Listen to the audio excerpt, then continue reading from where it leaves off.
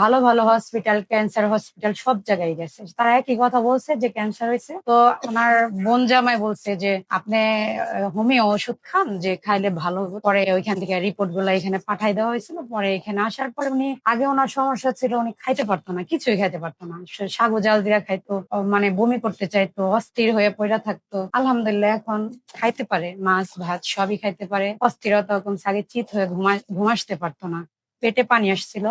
তো এখন চিত হয়ে শুইতেও পারে, শ্বাসকষ্টের কোনো সমস্যা হয় না। আসসালামু আলাইকুম ওয়া রাহমাতুল্লাহি ওয়া বারাকাতুহু। সম্মানিত দেশবাসী, আমি cancer specialist doctor SM. Sarwar. বিশেষ করে আপনারা জানেন, সারা ওয়ার্ল্ডের ডাক্তারদের যেখানে বক্তব্য ক্যান্সার হলে আনসার নেই, ক্যান্সার হলে একটি মরণবিধি, সেখানে আমি বলি ক্যান্সার, কিডনি, থ্যালাসেমিয়া, এইডস এই 4টি রোগ মরণবিধি নয়, সম্পূর্ণরূপে সুস্থ হয়। বিশেষ করে আমাদের এখানে একজন থ্যালাসেমিয়া রোগী আর জোসনা আক্তার, উনি মাত্র 1 মাস ওষুধ সেবন করে আল্লাহর অশেষ রহমতে সুস্থ আছেন। উনি কিভাবে অসুস্থ হয়েছেন, কোথায় কোথায় চিকিৎসা করেছেন এবং কি অবস্থায় ছিলেন, আমরা ওনার কাছ থেকে জানবো। আপনার নাম? জোসনা আক্তার। আপনার কি হয়? আমার যা হয়। আপনার নাম কি? আমার নাম মলি আক্তার। মলি আক্তার। হ্যাঁ। আপনার জালের কি নিয়ে তো আপনি আসছিলেন? হ্যাঁ। হ্যাঁ, তো আপনার নাম হলো জোসনা আক্তার। আপনার স্বামীর নাম? বাবুল খান। আপনার মায়ের নাম? সালেহা বেগম। Post office? কুসুমহাটি, থানা দুহা, জেলা ঢাকা। আপনার কি প্রবলেম হয়েছিল, কিভাবে আপনি কোথায় চিকিৎসা করছেন আর কিভাবে সুস্থ হয়েছে? আচ্ছা, আমি বলি।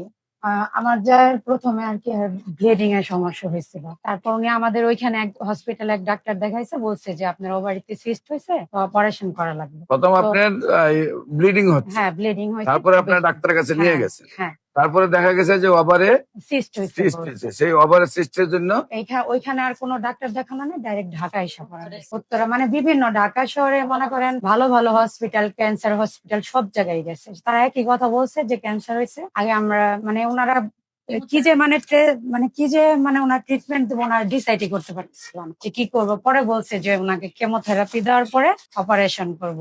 তো ওনার বোন জামাই বলছে যে আপনি হোমিও ওষুধ খান, যে খাইলে ভালো হবে। তো ওইখানে একজনের দেখাইছিল, তো ওইটা আমার পছন্দ হয় না। উনি কোনো ডিগ্রি নাই, ওনার কিছু নাই। পরে আমি ভাবিরে বললাম, ভাবি আপনি যদি হোমিওপ্যাথি ওষুধ খান তাহলে এস.এম. সারোয়ারের স্যারের ওষুধ খান। তো আমি আবার এই যে রবিন ভাইয়ার ফেসবুকে ভিডিও পাইছিলাম, ওইখানে দেখছি। পরে ওইখান থেকে রিপোর্ট গুলা এখানে পাঠাই দেওয়া হয়েছিল। পরে এখানে আসার পরে উনি, আগে ওনার সমস্যা ছিল উনি খাইতে পারতো না, কিছুই খাইতে পারতো না। সাগু জাল দিয়া খাইতো, মানে বমি করতে চাইতো, অস্থির হয়ে পড়া থাকতো। আলহামদুলিল্লাহ এখন খাইতে পারে, মাছ ভাত সবই খাইতে পারে। অস্থিরতা কমছে, আগে চিত হয়ে ঘুমাসতে পারতো না, পেটে পানি আসছিল। তো এখন চিত হয়ে শুইতেও পারে, শ্বাসকষ্টের কোনো সমস্যা হয় না। আর এখন একটু দুর্বলতা ছিল বেশি, এখন কমছে। আর এখন আলহামদুলিল্লাহ আগের চেয়ে চেহারাটা একটু ভালো হয়েছে। সম্মানিত দেশবাসী, আপনারা যতটুকু শুনলেন, উনি একেবারে বিছানায় ছিলেন, খাওয়া দাওয়া চলতো না, চিত হয়ে শুইতে পারতেন না। এমন অবস্থা থেকে আল্লাহর শেষ অবধি 1 মাসে উনি আমাদের কাছে খুব স্মার্ট একজন মহিলা হিসেবে উপস্থিত হয়েছেন এবং আল্লাহ সুস্থ করে রেখেছেন। এবং নিয়মিত আমরা ওনাদেরকে চেক আপ রাখবো।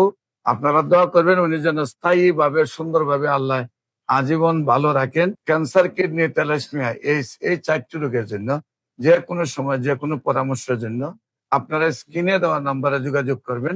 আমাদের অফিস ভিজিট করার জন্য আমন্ত্রণ জানিয়ে শেষ করছি। সবাইকে ধন্যবাদ। আসসালামু আলাইকুম ওয়া রাহমাতুল্লাহি ওয়া বারাকাতুহু।